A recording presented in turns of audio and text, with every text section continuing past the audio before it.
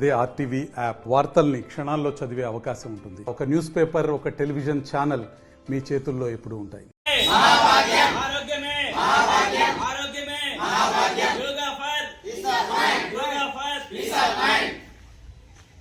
యోగా చేయండి, యోగా చేయండి, యోగా చేయండి.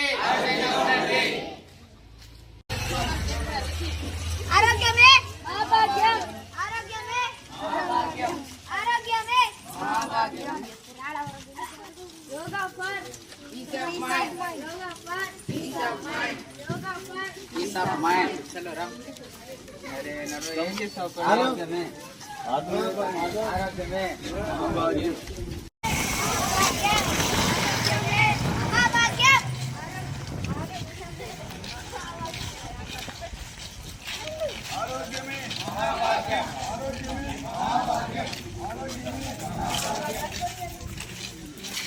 యోగా చేయండి, ఆరోగ్యంగా ఉండండి, యోగా చేయండి, ఆరోగ్యంగా ఉండండి.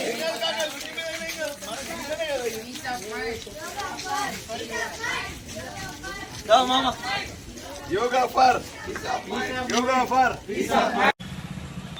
అంతర్జాతీయ యోగా దినోత్సవ దశాబ్ది ఉత్సవాల సందర్భంగా ఆయుష్ విభాగంలో ఈ ర్యాలీ నిర్వహించడం చాలా సంతోషకరం. యోగా అనేటటువంటిది ఆరోగ్యానికి చాలా మేలు చేసేటటువంటి అలవాటు. మన ప్రాచీన సంస్కృతిలో యోగా ఒక భాగం. అయితే యోగా కానీ, ప్రాణాయామం కానీ, ధ్యానం కానీ చేయడం ద్వారా ఆరోగ్యం మెరుగుపడుతుంది. నిజ జీవితంలో అనేక ఒత్తిళ్లు ఉన్నటువంటి ఈ రోజుల్లో ఈ యోగాను, ధ్యానాన్ని, ప్రాణాయామంను మన జీవన విధానంలో భాగం చేసుకున్నట్లయితే మనకు ఎలాంటి ఆరోగ్య సమస్యలు రాకుండా ఉంటాయి. యోగా అంటే ఆసనాలు అనేటువంటిది కాదు, కొద్దిసేపు ధ్యానం కూడా చేసుకోవచ్చు, ప్రాణాయామం కూడా చేసుకోవచ్చు. ప్రాణాయామం అంటే గాలిని పీల్చడం, వదలడం వరకే అనుకుంటారు. కానీ సాధారణంగా మనం పీల్చుకున్నటువంటి గాలి ఊపిరితిత్తుల్లో పైభాగంలోకి వెళ్ళి మాత్రమే మళ్ళీ బయటకు వచ్చేసింది. దీర్ఘ శ్వాసలు చేసినప్పుడు ఏమవుతుందంటే ఊపిరితిత్తుల్లో అడుగు భాగంలో ఉన్నటువంటి అల్వియోలై అనేటటువంటి ఒక పదార్థం ఉంటుంది, అది మండుతుంది. అది మండినప్పుడే మనకు శక్తి వస్తుంది. కాబట్టి మన ఊపిరితిత్తులు ఆరోగ్యంగా ఉండాలన్నా, మన శరీరంలోని కణజాలం అభివృద్ధి చెంది మన శరీరం కానీ మన ఆరోగ్యంగా బాగుండాలన్నా దీర్ఘ శ్వాసలతో కూడుకున్నటువంటి ప్రాణాయామం ఖచ్చితంగా అవసరమవుతాయి. మన ఆరోగ్యాన్ని శాసించేటటువంటి ఏవైనా ఉన్నాయంటే ఆసనాలు అని చెప్పచ్చు. అందుకోసమే ఆసనాలు ఆరోగ్యానికి శాసనాలని కూడా చెప్పడం జరిగింది.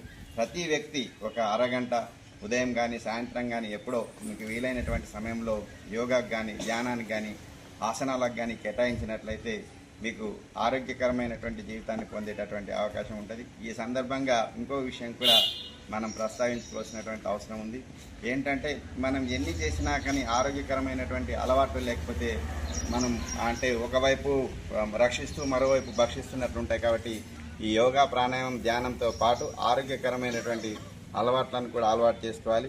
మన భారతదేశంలో 21వ జూన్ నాడు అంతర్జాతీయ యోగా దినోత్సవం నిర్వహించుకోవడం జరుగుతుంది. పెద్ద ఎత్తున ఆ కార్యక్రమాన్ని విజయవంతం చేయడంలో భాగంగా ఈ దశాబ్ది ఉత్సవాల్లో భాగంగా ఆయుష్ విభాగము ఈ కార్యక్రమాన్ని నిర్వహించడం చాలా సంతోషకరం. వారికి నా తరఫున ప్రత్యేక అభినందనలు, కృతజ్ఞతలు తెలియజేస్తున్నాను.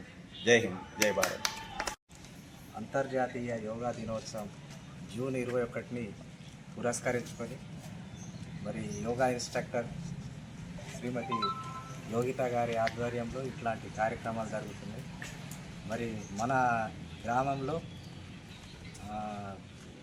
ఆరోగ్య పాఠశాల నవంబర్ 14 నాడు ప్రారంభించడం జరిగింది.